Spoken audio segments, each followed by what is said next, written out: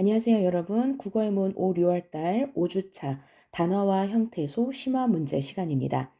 자, 오늘도 마찬가지로 여러분들이 먼저 문제를 풀고 그리고 푼 문제에 대해서 해설까지 다 한다고 생각하시고 꼼꼼하게 문제를 푼 다음에 내용을 확인하도록 해주세요.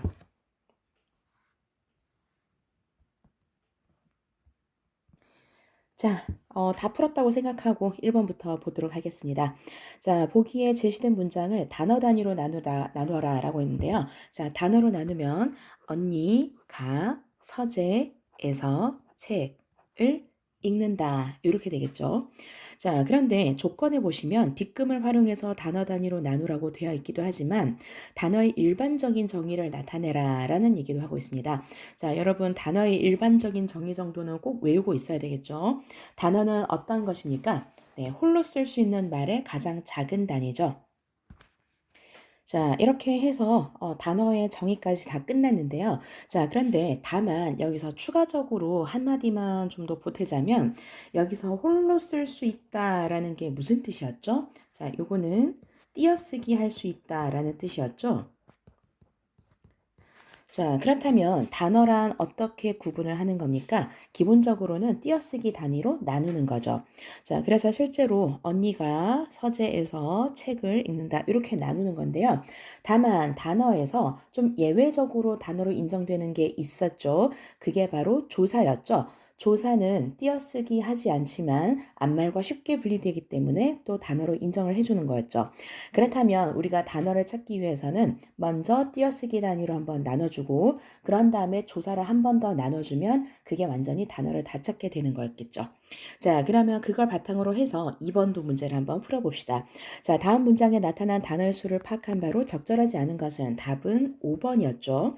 자, 5번의 단어를 세어보면 하나, 둘, 셋, 넷, 다섯, 여섯, 일곱, 여덟, 아홉. 그래서 8개가 아닌 9개였습니다.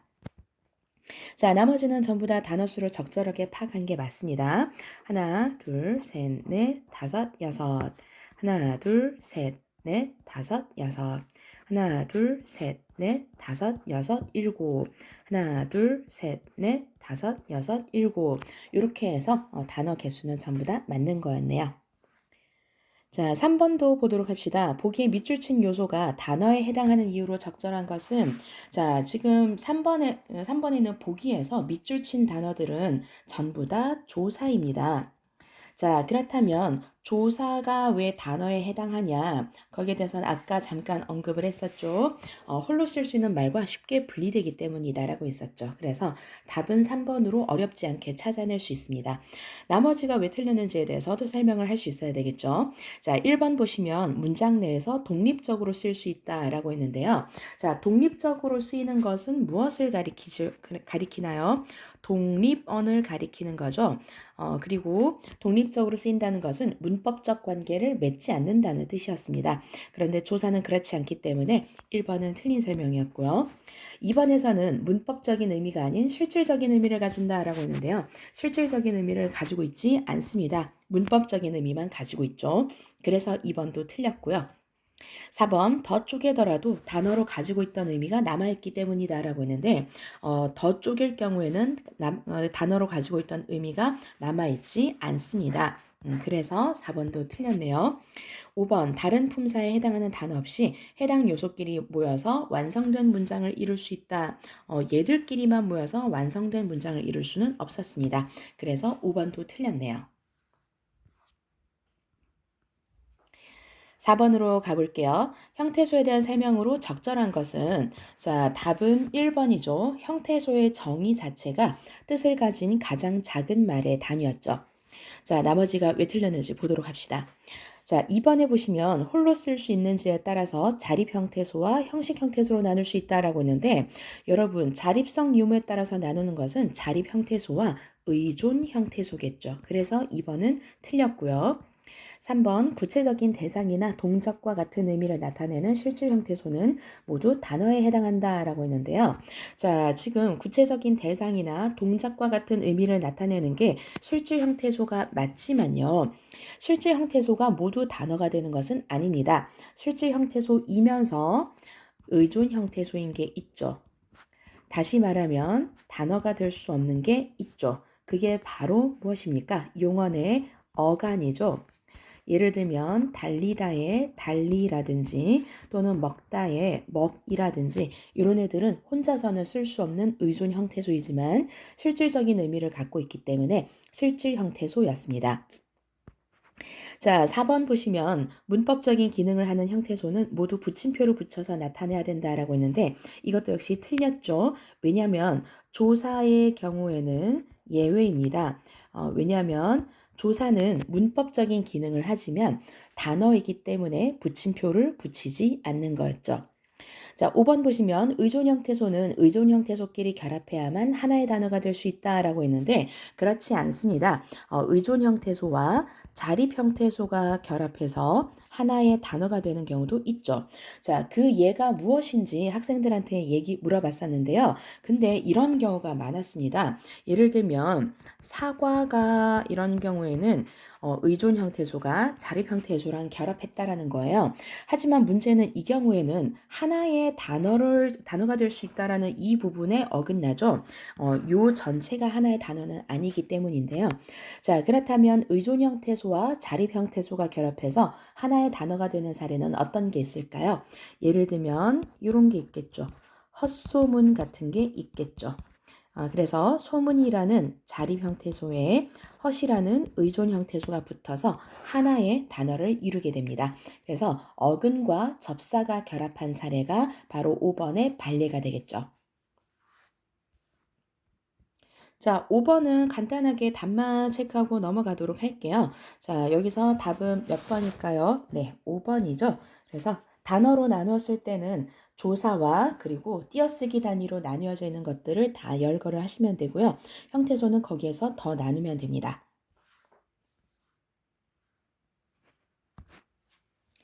자, 이번에는 6번 가보도록 할게요. 보기에 대한 설명으로 적절하지 않은 것은, 자, 여기에서 답은 4번이죠.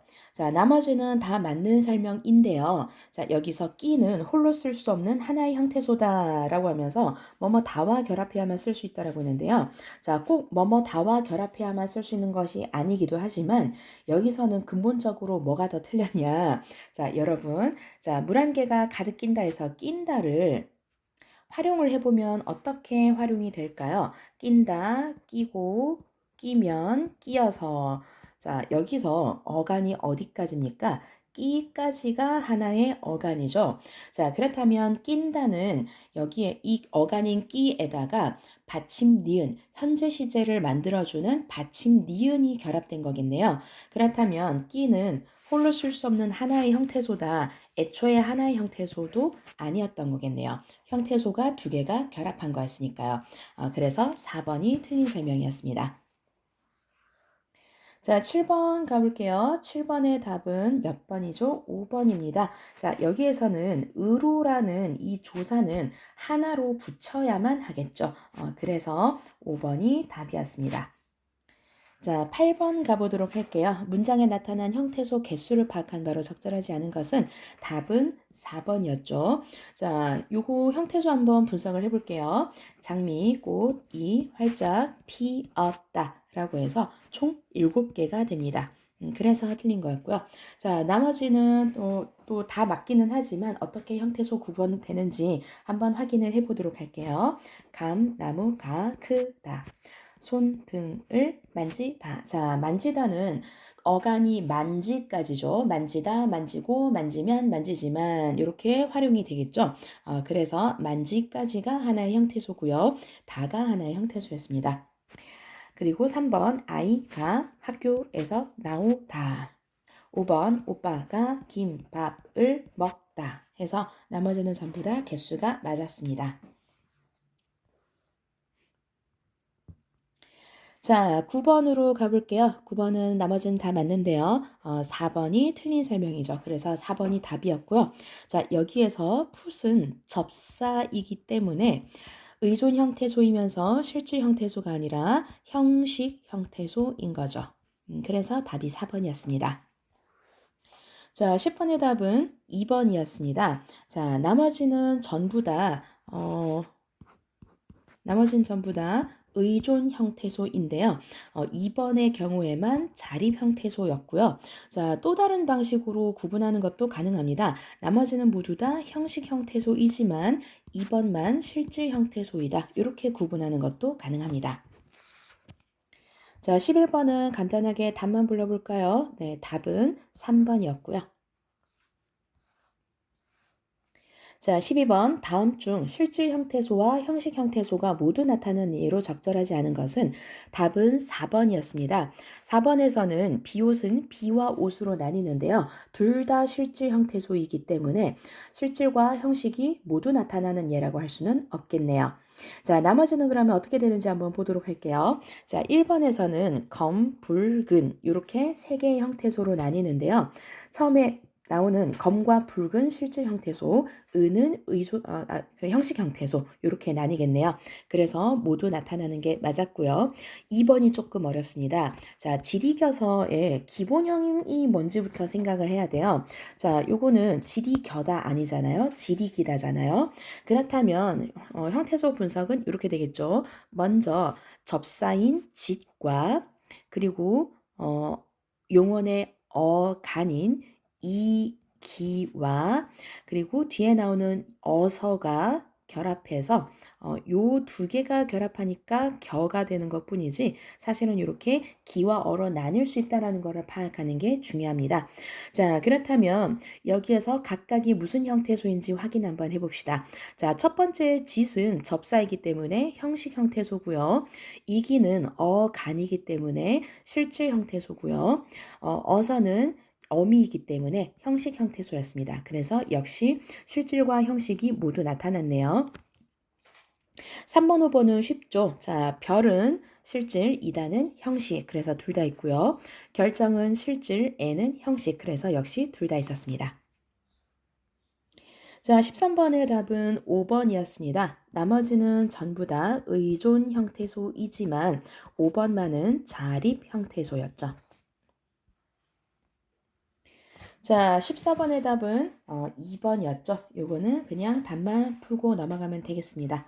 자, 15번 다음 중 자립 형태소와 의존 형태소가 모두 나타나는 예로 적절하지 않은 것은 자, 여기에서는 답은 1번이죠.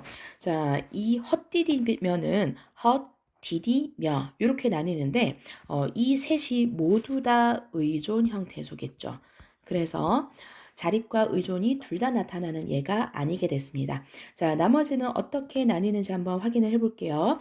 자, 계획은 자립이고요. 이는 의존이네요. 그래서 둘 다 나타나는 게 맞고요. 자는 의존이지만 심부름은 자립이었습니다. 그래서 둘 다 나타나고요. 삼초는 자립이지만 깨서는 의존입니다. 그래서 둘 다 나타났고요. 햇은 의존이지만 병아리는 자립이었습니다. 그래서 둘 다 나타났네요. 그래서 답은 1번이었습니다. 자, 보기에 밑줄 친 형태소가 실질 형태소인 동시에 의존 형태소인 것을 모두 고른 것은 자, 여기서 이 질문이 묻는 게 뭔지를 파악하는 것도 굉장히 중요합니다. 자, 실질 형태소인 동시에 의존 형태소인 것은 뭘 가리키는 거죠? 우리 아까도 했었잖아요. 실질 형태소이지만 단어가 될 수 없어서 반드시 다른 것에 붙어야 되는 거. 바로 용언의 어간이었던 거죠. 자, 그러면 이제 기역부터 미음까지 용언의 어간만 찾으면 되겠네요. 자, 그러면 용언의 어간은 디귿에 있는 오르, 그리고 미음에 있는 건너 이렇게 두 개가 되겠습니다. 그래서 답은 5번이었고요. 자, 17번 보기에 나타난 형태소에 대한 설명으로 적절하지 않은 것은 자, 이 문제도 생각보다 좀 어려워하는 친구들이 좀 있었습니다. 답은 2번이고요. 자, 여기에서 맨의 정체가 뭔지를 파악하는 게 중요합니다. 자, 맨의 정체는 바로 접사죠. 자, 그런데 여러분, 접사는 반드시 무엇과 결합해야만 합니까? 접사는 어근과 결합해야만 하죠. 자, 그런데 어근은 무슨 형태소죠? 얘는 실질 형태소죠. 자, 그러면 다르게 말하면 이게 무슨 뜻일까요? 접사는 어떤 형태소와 결합해야 한다는 거죠? 실질 형태소와 결합해야 된다는 거죠. 자, 그런데 이번에 보시면 형식적인 의미를 나타내는 형태소에 결합해서만 쓸 수 있다라고 되어 있는데 이 말은 man이라는 접사가 또 다른 형식 형태소와 결합해야 된다는 뜻이 되네요. 그래서 이 설명이 틀린 게 되겠죠. 형식적인 의미가 아니라 실질적인 의미를 가지고 있는 형태소와 결합해야만 했습니다. 그래서 답은 2번이었습니다.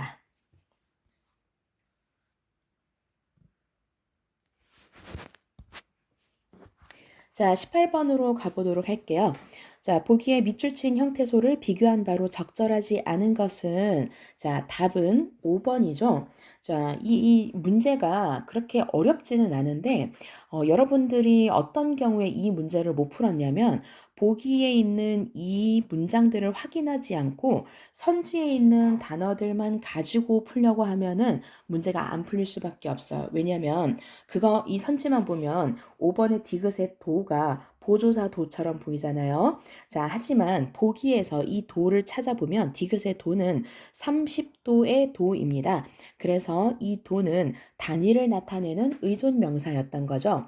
네, 그렇기 때문에 여기에서는 의존명사라서 형식 형태소가 아니라 무슨 형태소인 거죠? 실질 형태소가 되는 거죠. 그래서 답이 5번이었습니다. 자, 19번으로 가볼게요. 보기에서 밑줄 친 형태소의 종류를 모두 쓰시오라고 했는데요. 같이 한번 풀어볼까요? 자, 깨서는 조사이기 때문에 그리고 어머니라는 단어와 결합해야만 하기 때문에 의존 형태소이고요. 자, 그러면서도 어떤 형태소이죠? 문법적인 의미만 가지고 있기 때문에 형식 형태소가 되는 거죠. 자, 그 다음에 허는 어떤 형태소입니까? 자, 지금 혼자서 홀로 잘 쓰고 있네요. 띄어쓰기까지 잘 돼 있네요. 자, 그렇다면 허는 자립 형태소인 거고요. 자, 그러면서도 문법적인 의미를 가지고 있는 게 아니라 구체적인 어떤 이미지를 나타내는 거죠. 그래서 실질 형태소가 되겠네요. 자, 돈도 마찬가지로 혼자서 쓸 수 있기 때문에 자립 형태소이고요. 그러면서 구체적인 대상을 나타내기 때문에 실질 형태소입니다. 자, 마지막으로 바꾸 짝대기. 자, 이 바꾸 붙임표는 바꾸다의 어간입니다. 자, 그런데 뒤에 붙임표가 있는 것을 보면 아시겠지만 다른 것과 반드시 결합해야 하기 때문에 의존 형태소고요. 하지만 구체적인 동작이라는 의미를 나타내고 있기 때문에 실질 형태소가 되겠죠.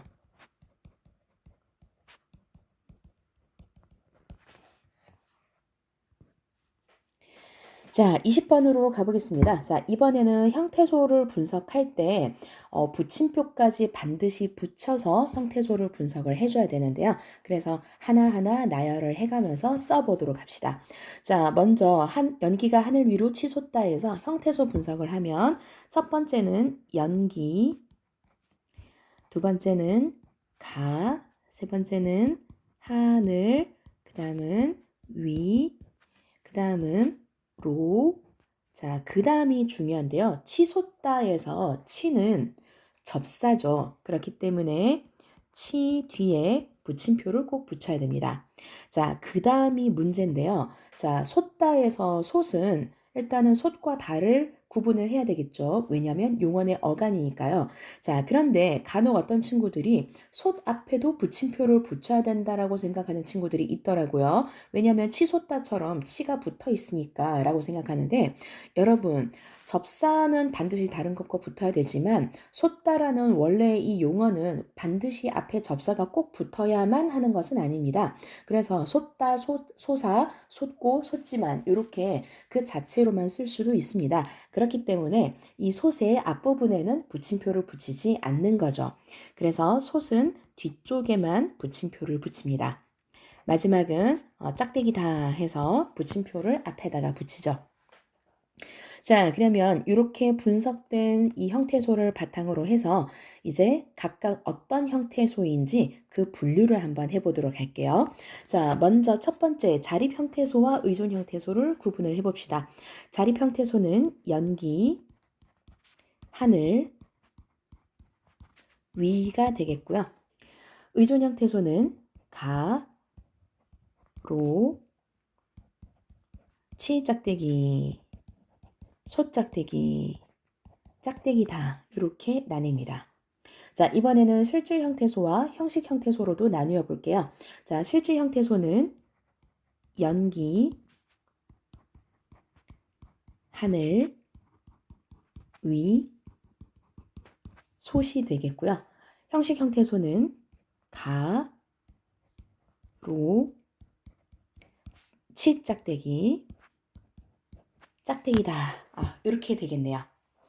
네, 이렇게 해서 이번 주 단어와 형태소는 모두 끝이 났습니다. 자, 다음 주에는 6주차 어근과 접사 심화 문제를 풀어서 오도록 하시고요.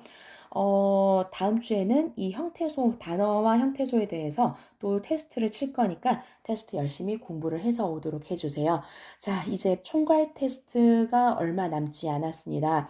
자, 여러분 지금이라도 복습을 꼼꼼하게 해서 여러분들이 총괄 테스트에서 그래도 좀 웃는 모습으로 한 학기를 좀 마무리를 할 수 있었으면 좋겠습니다. 네, 여러분 모두 수고하셨고요. 주말에 만나도록 할게요. 여러분 안녕.